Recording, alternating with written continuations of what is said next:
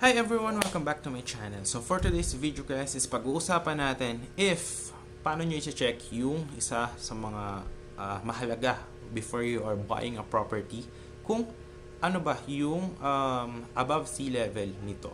So for the simple explanation is mas mababang above sea level is mas prone sa baha. So example, yung mga Manila, Pasay, mga Bacoor, yan. So, mababa yung above sea level nila sa 10 meters, 15 meters. So, prone sila sa baha.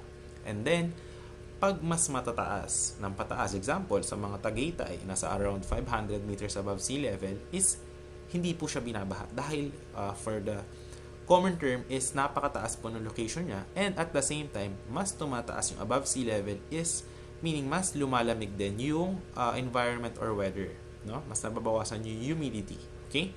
So, how will you check this out? So, mahalaga po yan if you